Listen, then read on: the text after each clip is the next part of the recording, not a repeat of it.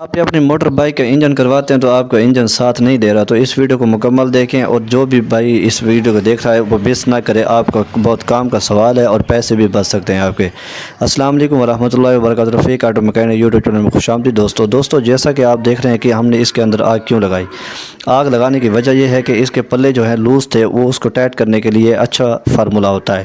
اور دوسرے نمبر پہ ہم آپ کو بتاتے ہیں کہ آپ اپنی موٹر بائک کے جب بھی اگر کروائیں تو اس کے اندر آپ کلچ پلیٹیں، کلچ کٹورا، face plate, pressure plate, clutch brush, ہتھوڑا، یہ چیزیں آپ نے لازمی چیک کرنی ہے۔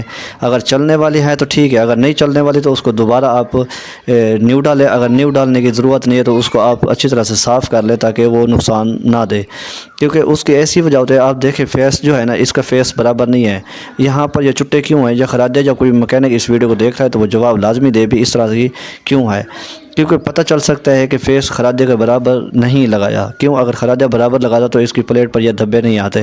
اگر آتے ہیں تو کوئی خراجہ دیکھ رہا ہے تو جواب لازمی دے۔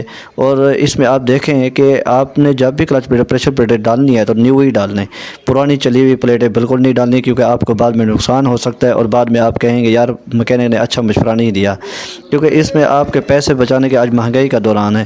اس میں جب بھی ہم نے فٹنگ کر لیا، آپ دوبارہ اسٹارٹ کرتے ہیں تو اس سے پہلے اس کا ہم ایل پمپ استعمال کر کے دیکھتے ہیں کہ یہ صحیح اٹھا رہا ہے کہ نہیں اٹھا رہا ہے، کیونکہ ایل پمپ اگر اپنی جگہ پر پراپر کام نہیں کرے گا تو کبھی آپ کی موٹر بائک جو ہے دوڑ نہیں لگائے گی۔ کیوں؟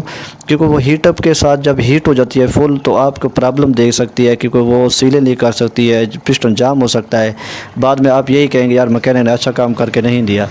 تو آپ دیکھیں اب اس کے ہم نے سلنسر لگایا ہے، سلنسر کے لگانے کے بعد بھی آپ سے آواز چیک کریں بھی کس طرح لگی ہے۔